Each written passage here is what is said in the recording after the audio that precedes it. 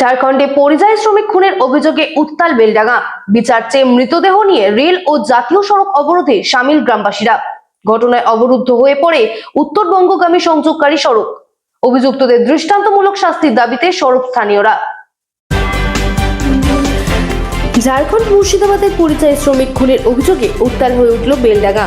ভিন রাজ্যের কাজে গিয়ে মৃত ফেরিওয়ালা আলাউদ্দিন শেখের দেহগ্রামে ফিরতেই এদিন বিচারের দাবিতে 12 নম্বর জাতীয় সড়ক ও রেল লাইন অবরোধ করে ব্যাপক বিক্ষোভে ফেটে পড়েন স্থানীয় বাসিন্দারা। বেলডাঙ্গার সুজাপুর কুমারপুকুর গ্রাম পঞ্চায়েতের বাসিন্দা আলাউদ্দিনের ঝুলন্ত দেহ গত বৃহস্পতিবার ঝাড়খণ্ড থেকে উদ্ধার করা হয়।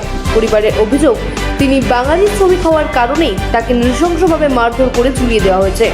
এই ঘটনার প্রতিবাদে শুক্রবার সকাল থেকেই জাতীয় সড়কে টায়ার জ্বালিয়ে এবং রেল লাইন অবরুদ্ধ করে বিক্ষোভ দেখান গ্রামবাসীরা, যার জেরে কলকাতা উত্তরবঙ্গ সংযোগকারী প্রধান সড়কে তীব্র যানজটের সৃষ্টি হয় এবং ব্যাহত হয় ট্রেন চলাচল। দোষীদের দৃষ্টান্তমূলক শাস্তির দাবিতে উত্তপ্ত হয়ে ওঠে গোটা এলাকা। ব্যুরো রিপোর্ট, রাজ্য নিউজ নেটওয়ার্ক। যে ছেলেটা মরে গেল তার দায় কে নেবে? দাবি তো পরের কথা। কালকে আমি যাব, কালকে আপনি যাবেন, আপনারও মরে তো মারা হবে, আপনাকেও মারা হবে বেঁচে বেঁচে। তখন আপনারা কি করবেন বলুন? এটা ফিরে আসবে না।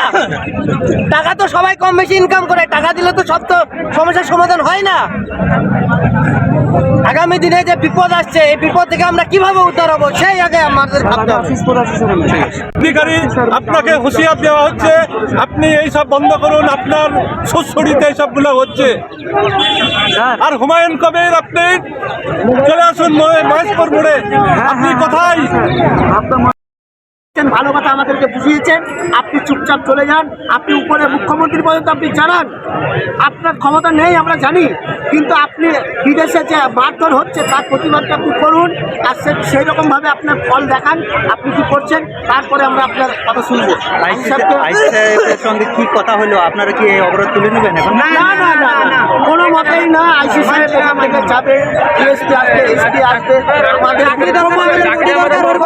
আশ্বাস দেবে, আমাদের মুখ্যমন্ত্রী আশ্বাস দেবে, তারপরে এখান থেকে আমাদের চাকদার থেকে হেনস্থা হচ্ছে, বিশেষ করে মুর্শিদাবাদবাসী। এই মুর্শিদাবাদবাসীকে হেনস্থা করার জন্য দায়ী হচ্ছে আবু তাহের খান আর মাননীয় মুখ্যমন্ত্রী। কেননা তিনি চায় যে মুসলমানদেরকে বিজেপি শাসিত রাজ্যে হেনস্থা করা হোক, তাহলে মুসলমান সমাজ ভয় করে আমাকে মসনদে বসাবে, আমার ভালো হবে, আমার সিট আরও বাড়বে।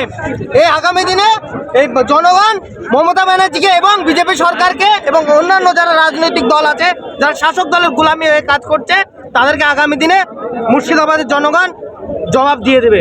এই বিপদের সময় এমএলএ কে পাশে পাচ্ছে না। আমাদের এমএলএ তো একটা কাপুরুষের ধরনের লোক। প্রায় আমরা দেখেছি যে